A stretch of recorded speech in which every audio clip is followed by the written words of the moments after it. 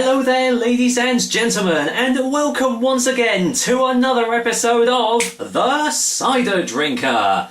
On today's episode, I'm coming back to the Ross-On-Wye Cider Company. I believe their last cider I tried was their Headless Man, which was really decent. In fact, it was one of the nicest tasting ciders I've ever had. So I have actually got quite high hopes for this one.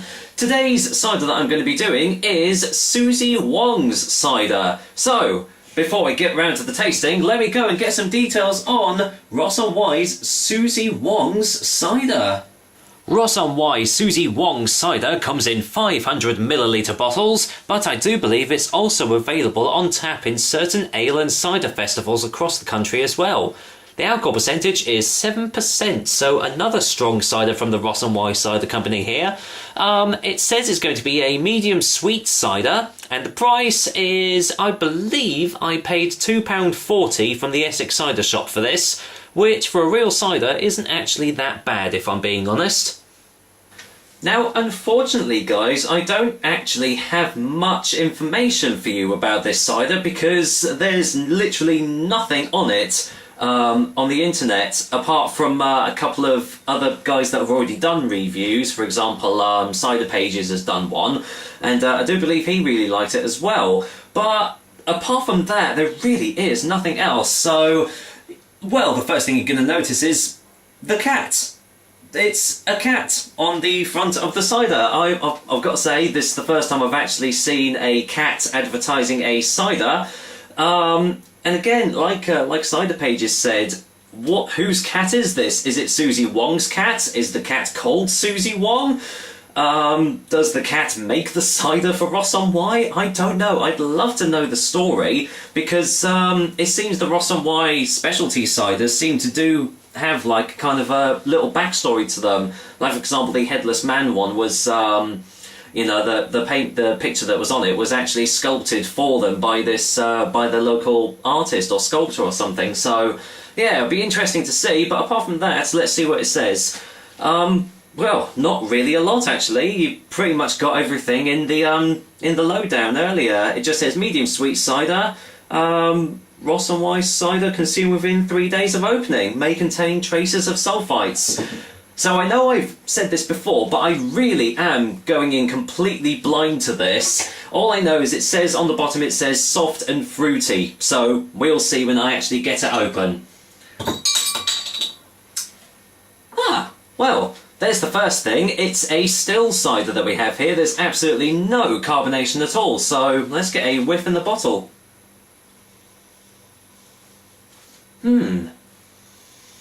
Oh, there's a lot of tannins, despite it saying it's going to be a medium sweet tasting cider. I'm getting hit with a lot of oaky, dry notes on the nose. So not what I was expecting. That almost smells like a slightly weaker version of the Headless Man. Wow, this is going to be interesting, isn't it? Let's go and get it in the glass and see what I make of it then. Yep, it's a completely still cider. It wasn't just that the carbonation was really low. I can't remember the last still cider that I reviewed, so this is going to make a change because most of the other ones have been sparkling that I've done. Right, well, let's go and get a closer look at Suzie Wong's cider. Obviously no carbonation because, as I said, it's a still cider, but a lovely little colour there. Look at that. The colour of this, you know, straw coloured, I'd say. Very light. Altogether looks very appealing. Kind of what I was expecting. If it was like a medium sweet, they do tend to have more like a lighter sort of colour to them. So what smells am I going to get in the glass then? Actually, no, that does smell more sweet now. Yeah, very light, very fruity aroma now. So, well, it's so... I keep on saying it, but it's so strange how you can get different smells from the bottle and then you pour it into the glass and it just... The smells just completely change. This does... it's almost got a slight... almost like a sort of a cinnamon sort of smell to it.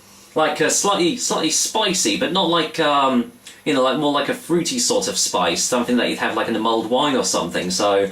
This is going to be an interesting one, isn't it? So, cheers guys, here's to the Ross-On-Wye Cider Company's Suzie Wong's cider.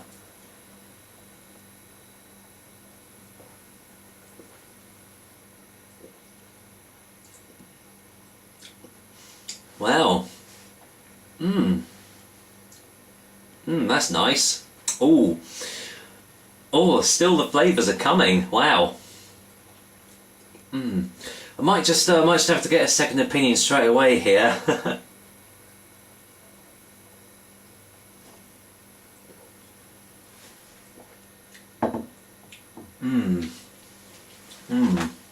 Wow.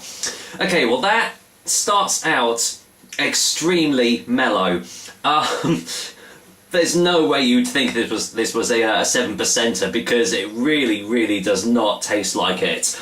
I do believe we have a danger cider here, guys, so you know, watch out if you're actually going to try this one.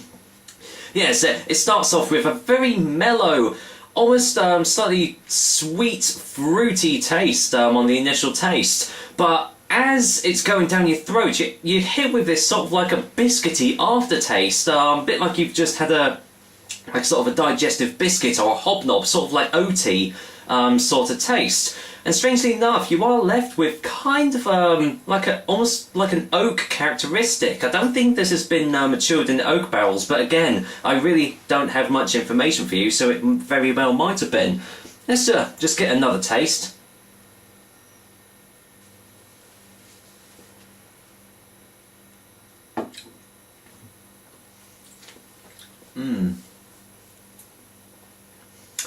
Yeah, this is definitely erring on the side of sweet rather than dry. You're not really left with any dry aftertaste at all. In fact, it feels quite quenching, quite thirst quenching really. It's got a very nice, despite the mellow flavours to begin with, it does have quite a full-bodied taste to it.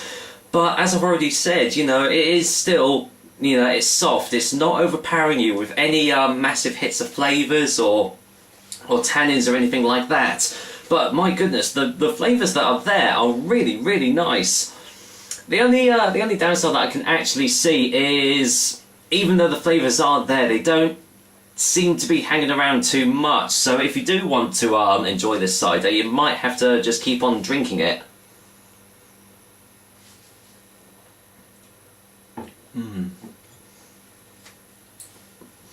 But yeah, what is there is really lovely. Yeah, I don't think being a still cider, you know, deters this from being a bad cider, because, you know, still a sparkling, it's all the same to me. But yeah, I reckon we've got a nice little cider here. So let's get the final taste before the final verdict, shall we?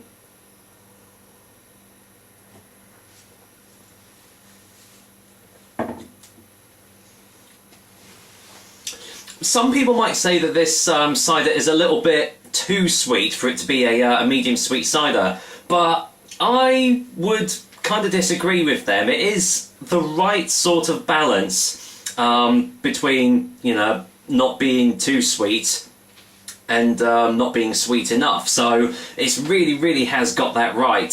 As I said, the only down points that I can see is the flavours really don't seem to be hanging around too long, which is a real shame, because what is there is light, it's fruity, kind of complex in its flavours really. Some of them I wasn't really expecting, like the biscuity notes as it's going down your throat, and the light oaky aftertaste as well. So yeah, it was a complete enigma of a cider, and tell you what, it did really pay off. So, for a final verdict, Suzie Wong cider from the Ross-On-Wye Cider Company is getting an 8 out of 10 from me.